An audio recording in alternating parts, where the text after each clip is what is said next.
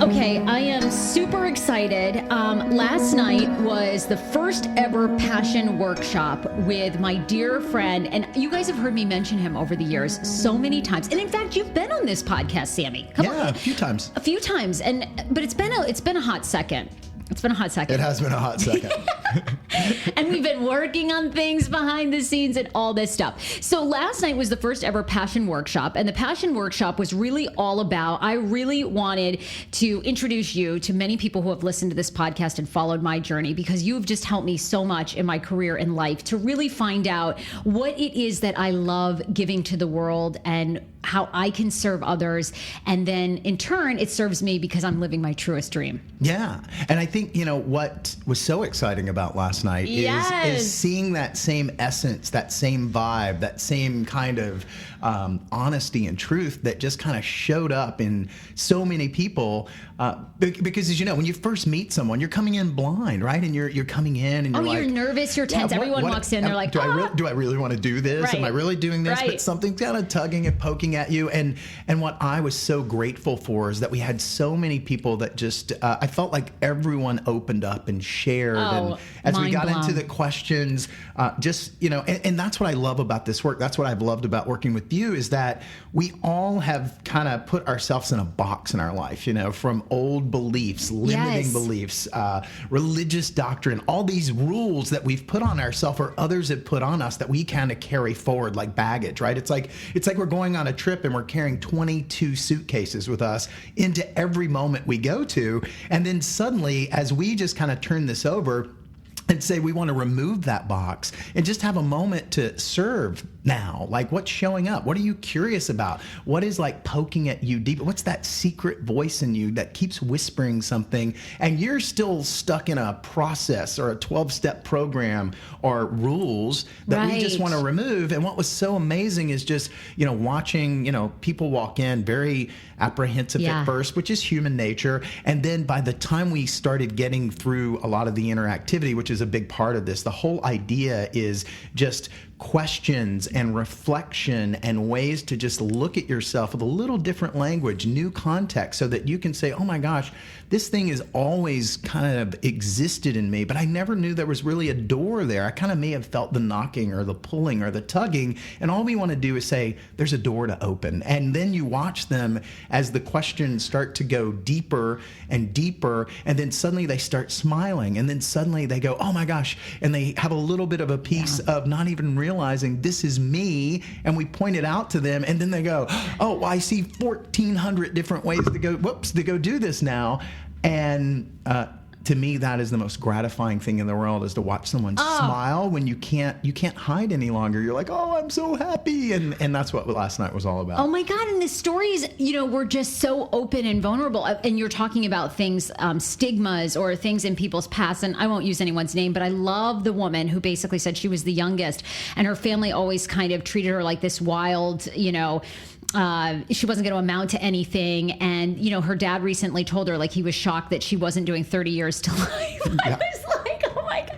But, all those people say those things to us throughout our lifetime. And lots of times they take on great meaning and the party stops, or that, your truest self kind of gets put in a box because you think, oh, I shouldn't act that way. Well, you just accept those things instead of challenge them, right? And that's a big part of what we talked about. Is I talk about one of the stories I always love is I have a dear friend named Brian Gonzalez who's in he's a director and just one of the most brilliant kind of creative, imaginative minds that does these art installations and movies and music videos.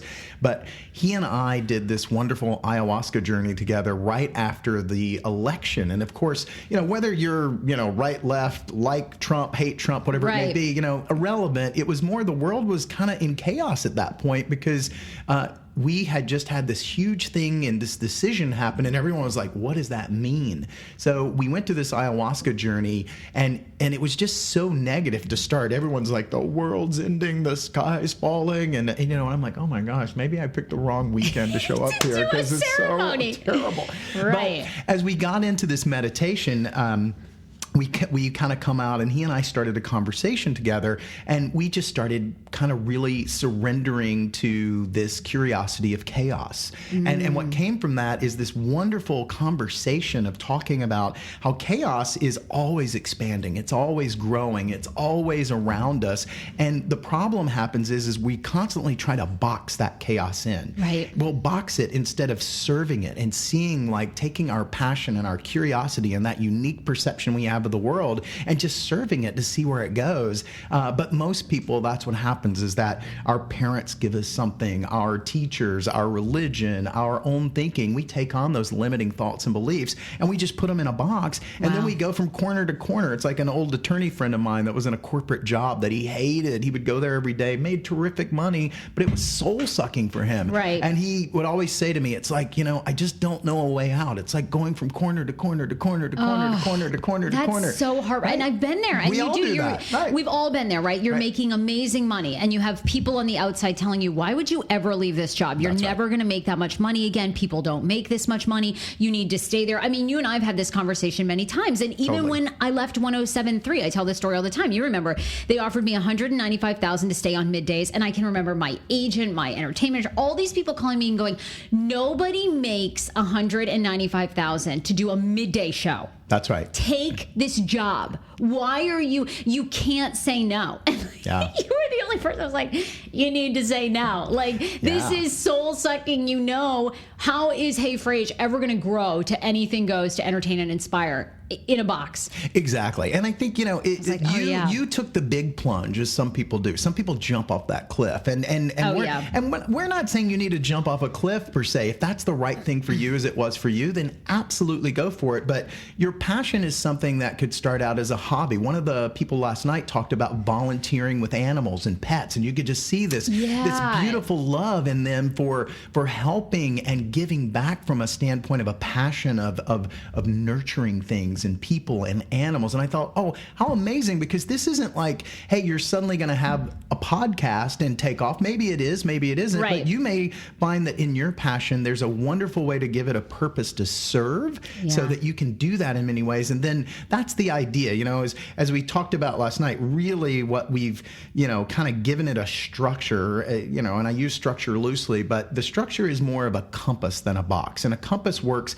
very simply by, there's a force that you don't quite understand that's kind of pointing you in the right direction when you're using that instrument or tool to kind of figure out where you're going. And it kind of is your true north in that sense. Yeah, and that's what passion is just to use that as your true north, not to kind of point someplace and say, this is absolutely the end all be all, but to say, let's see where this takes me as I'm walking north. And I think that's a good thing to say, is like, no, it's not for everyone to jump off, but you and I, and a lot of people probably know our story. We talked about it last night, but you were my first radio boss, and you really got me my first on-air radio gig in Washington, D.C. in a major market. I was only like 25 years old. I had no experience.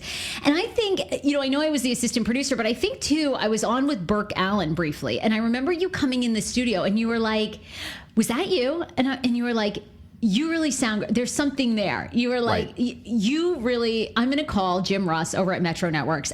You need to apply for that job. Yeah. And that was really how it started. And then, of course, we've stayed friends and really reconnected about 5 years ago when I came to New York. Right. And the first time we met up again, you were just like, there's something about you.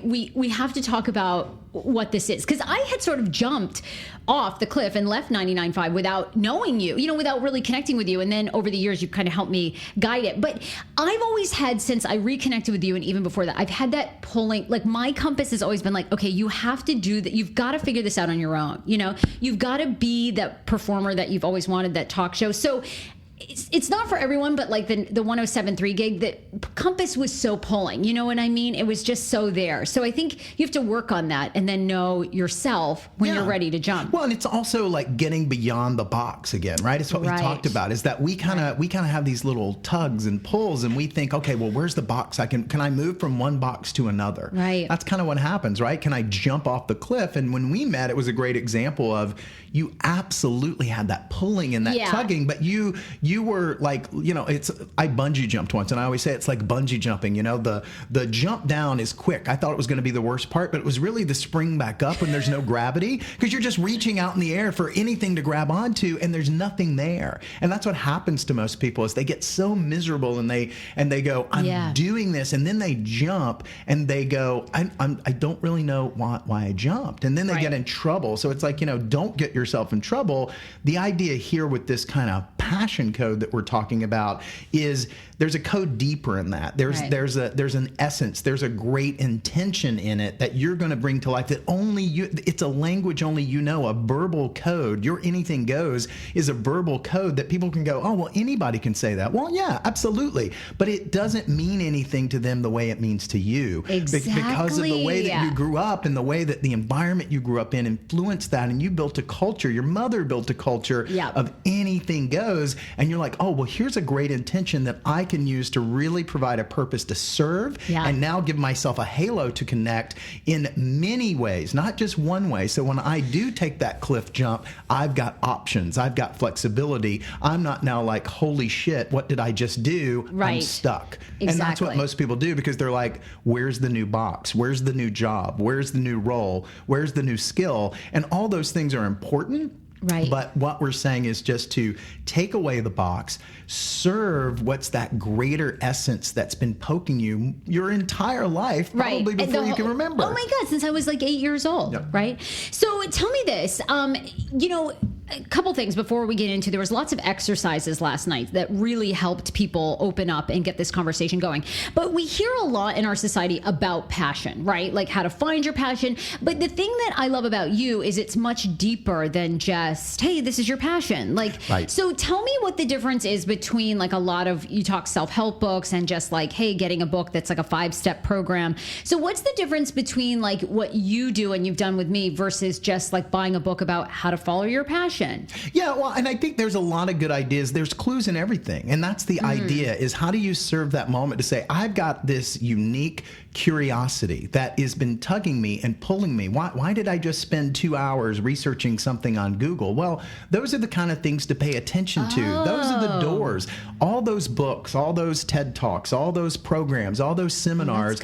We talked about one of the women last night had done the Landmark Forum, which I've also done. I had never heard about that. And it started back in the 70s. It was called EST, and has had a good, long history of helping a lot of people. But it also brings the disciplines together of Buddhism and a number of things to really kind of get into, opening yourself. And that's the idea, is that it's not, we said last night, one size fits none. I love that. That's my new favorite saying. Yeah, one size fits none, because we think that, I can follow this with this one book, this program, but I've read hundreds and hundreds of self-help books. I've watched so many videos. I've went to so many seminars. I've had many teachers that were formal teachers, and then also people that I just met in a bar or a coffee shop, and I just became open enough to have more precise focus and attention to say, they tickled something in me when they said something, or they showed me something, that there's that little tickle there that goes, ooh, like, pay attention. And that's what too started with me with mindful eating. Mindful eating is the whole practice. There is no diet that works for everyone. What you eat every day is different than what I eat, is different than somebody else. But we're taught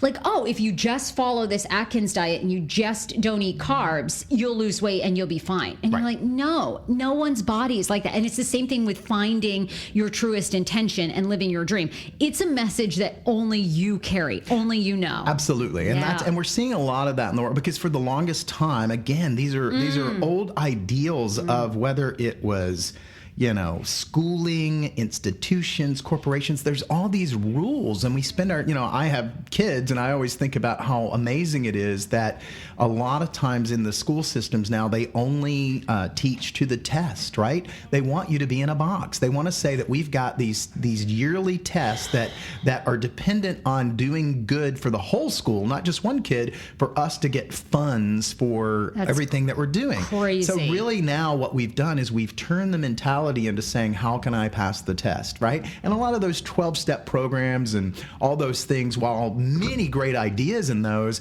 we get so focused on how can I master the box instead of opening it and really serving myself in a way that, oh, there was a step in that program that I can use for myself, and I find it very helpful and useful.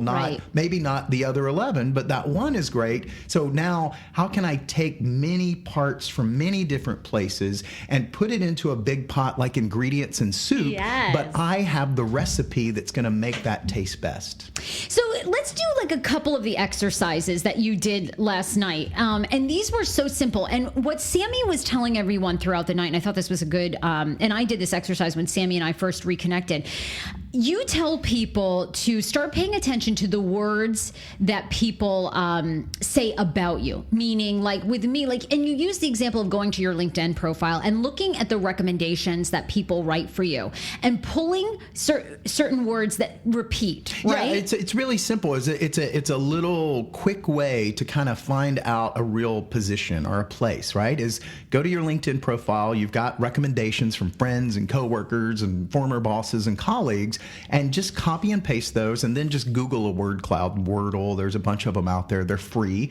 And then just put all of them in together at the same time and just hit process, and you'll see what happens in a word cloud is the words that are used most often are going to blow up the largest. And you may learn something that you completely agree with this, or you may be like, oh, well, that's a little surprising. Now, typically when it comes to LinkedIn, it is a little more of a box because of your job. So it's business, right? It's business. Right. So, keep that in mind. But you could do the same thing with your own writing. Go back and find things you've written in your diary or written to yourself over the years. Oh, yeah. Put those in a word cloud and see what words you've used most often, because I'm going to bet you, I'm certain of it actually, that there are words that you don't even realize that there has a frequency in you that keeps coming up over and over and over again. Oh my God, you know what? That reminds me, I'm going to go to my Facebook page, which people have reviewed, or the reviews for my podcast, and find the words that people have said. Yeah. Oh, that's so good.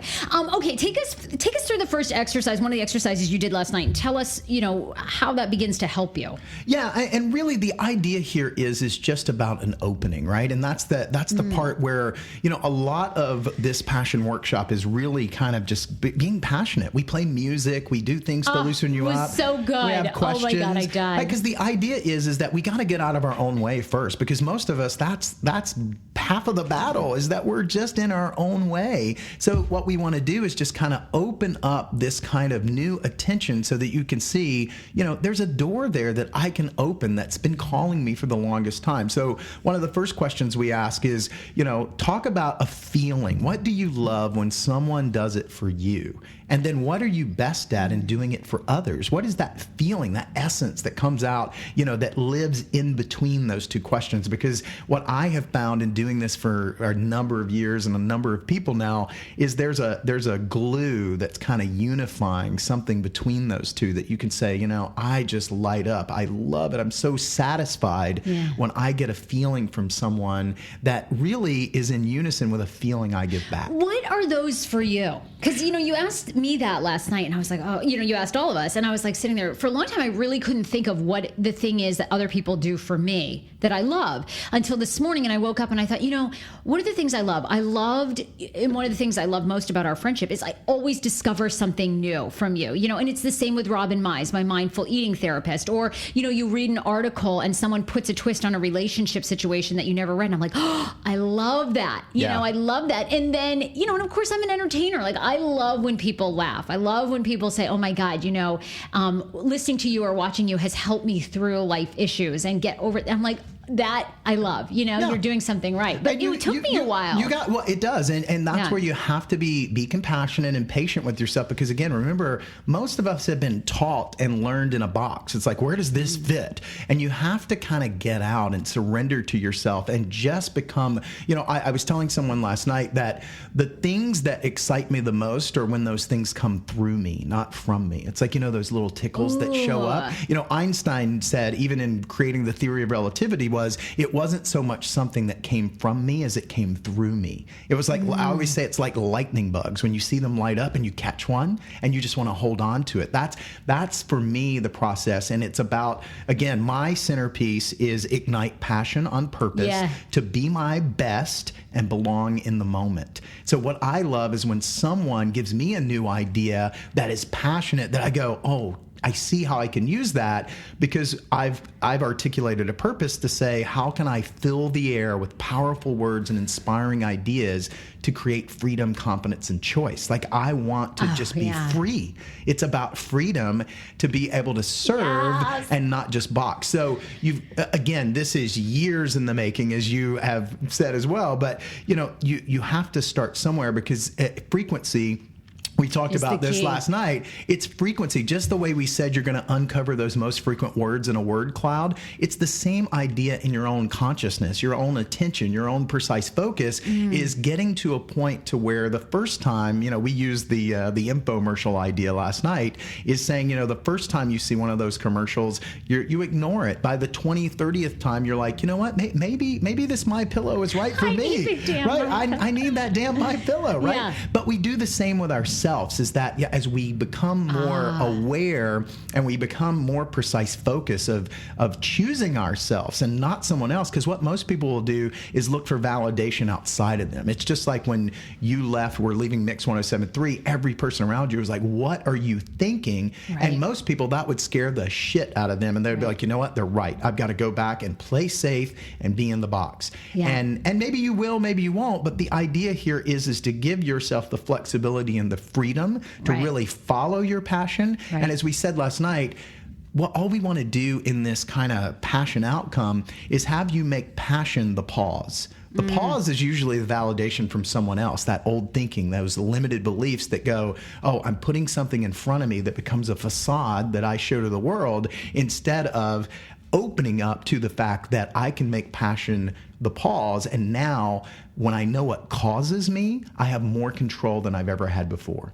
Oh, love. Yeah. And you know what I thought was so great too is, the more you get to know yourself and your passions, every woman, and there was one man there last night, everybody had themes that I could completely relate to. Not saying no because they didn't want to disappoint or upset a client. Yeah. I loved the woman who was the interior decorator who said that, she had a really strong vision of what a home should look like, but she always ended up compromising because it was like, well, this is what the client wanted, and you really start getting us on the path of thinking about, work on your talent, work on that passion that ignites you, that thing. And that begins to create the confidence to then have you be unreasonable. Yeah. And unreasonable doesn't mean you don't say yes to anything. It means that you don't say yes to the projects that really are not right for you. That's right. It's trusting that the next project will be even better. Yeah. And that's hard. More importantly, though, it gives you the opportunity and the ability to be unreasonable.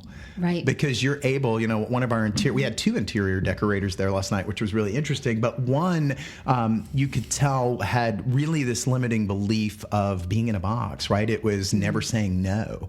And because we're afraid to say no. Because, I can relate. Because when you say no, like, it becomes conflict. It becomes hurt, because a lot of us, I mean, for me growing up, when I said no to my mom, she spanked me. And I was like, I don't want that to happen because shit, that hurts. Right. Right. So we get caught up in this idea that's almost a self-defense mechanism that we've used our whole life to say, I have learned through my own experience that when I say no to people, there are bad outcomes. And what this does is open that up to give you that confidence in loving yourself in a way to say, I can be unreasonable. It's not what I can do, it's what I don't do that will make the difference, that people will start to anticipate me in a way of knowing that they are going to be the best and belong in the moment too.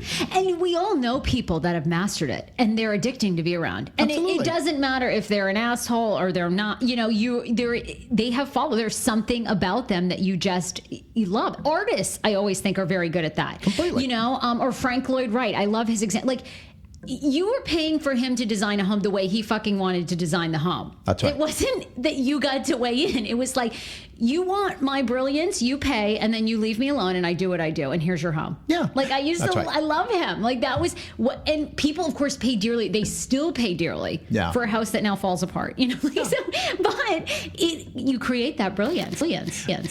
And when you choose yourself, right? Really, it's When you choose yourself, it's very addicting. I worked with a wonderful futurist facilitator for years. His name was Dr. Roger Hendricks, and he had a great line that just said, the power to choose is what brings life to life. And I never forgot that. And I pay that forward as often as I can. We talked about it many times last night, because think about your situation. Anything goes to entertain and inspire. As you not only brought that out of yourself and articulated it, but then started communicating it to the world, you gave yourself the flexibility of realizing what you couldn't do. You couldn't be a part of a corporate radio station any longer, because anything goes was something they were afraid to do. Especially from a woman, forget it. Exactly. So the idea was, is you saw that, okay, now I got it, but in order to bring this out, I have to have this be alive, not just on, but alive in every single moment. Now you've got the podcast, you've got the TV hosting, you've got the writing, you've got all the things that you do, and you've got flexibility around yourself by just trusting that voice and now articulating it with this verbal code that you say, this is me. Right. You know, I told this story. There was an actress that I met in New York. Her name is Michelle Bucci. She's a young actress, and struggling as many actors and actresses do, and we went through the same exercise with her, and what she kind of articulated in herself was messy but likable. And what a beautiful intention, right? I'm messy but likable. And all I said to her was, again, make that your pause, make that passion your pause, because you think you walk into an audition and they hand you a script and you read a few lines and walk out. Put messy but likable in front of the words and read it through that filter, and now you're the most unique person in that room, because no one else is reading it messy but likable. That's your it factor. That's your it factor. And that's all we're talking about. It's simple, but it's a way that you can get out of the way and suddenly get out of the box and say, how can I serve this moment and this moment with the flexibility like a compass, to where I'm not on one path. It's not a flat earth, but now it's an entire universe around me that I can point here, or point here, or point here, or point here, and what I give comes back to me. Now, talk to me let's go through one other exercise that you featured last night. There were so many, because it was just great. We would evoke such terrific conversations from them. But what was one other one that people can kind of start doing at home after listening to this to sort of generate some ideas? Yeah, well, I think let's, probably do the very first one, is because, one of the stories we told last night is there's a great NLP coach, neuro-linguistic programming. Search it up. You'll find it. It's very fascinating. And his name is Jamie Smart. And he always starts his seminars, which I love, with a diamond on the board. And he says, we're all born as a diamond in the rough, but we cover that diamond with a layer of shit. And then he drew a circle around the circle. And he said, and then we spend our whole lives just defending and covering up the shit instead of really getting to the diamond. So what we always want to do is, have people start getting out of those limiting beliefs and seeing, like, what are you covering up, right? And it was funny how, not funny, it was actually amazing, but as we started talking to people and started really chipping away at the questions and kind of getting out of these old processes and boxes, how people saw these common themes that were rising inside of them. We had a couple of people that just showed up. Oh, and amazing. Then it pops. And then, what this does is, with that flexibility, it gives you more creative application. I mean, I loved, we had one girl that was talking to me about spending her life with going through depression, some really bad stuff. Because this isn't always, it's Pollyanna, rosy posy. Sometimes there's bad stuff. But what came out of that was her saying, I think I can put a human factor to finding real doctors that can help, and not just another healthcare site that you put your zip code in and suddenly, there's just a list to choose from that nothing about. So, that was really from that side. So let's, the first thing that we asked, as far as another exercise that you can do too, is just to start this process for yourself, is, what do you ask yourself? What do you ask yourself? What does that secret voice say to you? Or what do you say secretly to yourself that's about passion or that you're curious about? And then what do you declare most often? Like to your, what's that thing, that frequency again that comes up to say, this is who I am, or this is what I should be doing. Or you get frustrated because every time you say yes, it should have been a no. And there's the common theme in that. So, ask yourself, what do you ask yourself passionately, and what do you declare most often passionately, in a good or a bad way? I love that too.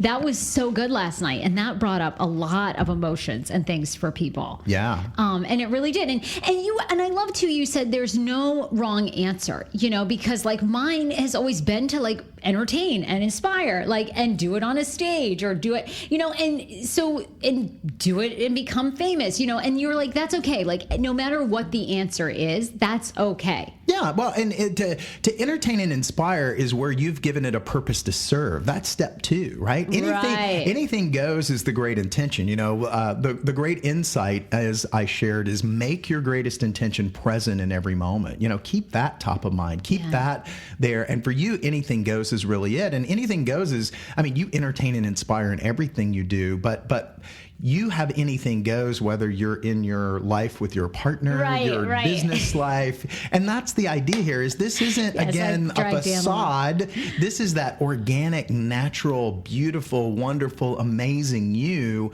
that no matter what hits you, you know that anything goes can take you someplace else. And you're not stuck, but you're moving forward. It's like a torch you can pick up and carry. It is a torch. That's right. All the time. Yeah. All the time.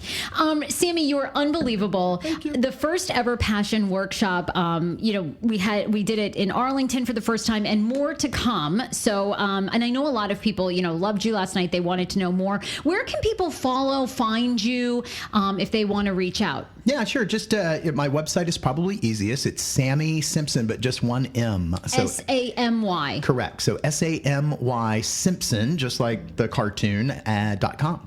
Perfect. You guys can also, many of you are following me too, but on my Facebook page, which is Sarah Fraser, just hit pages, my public page, I'll be putting updates and events there when Sammy and I are going to have the next passion workshop in the DC area. So be looking for that. Sammy, you're amazing. Thank you so much. So fun. All right, guys, we will see you next time. Be sure to hit subscribe to the Hey Frase podcast on iTunes and leave me a review. Hit 5 stars. Tell me what you love about the podcast, and we'll see you next week.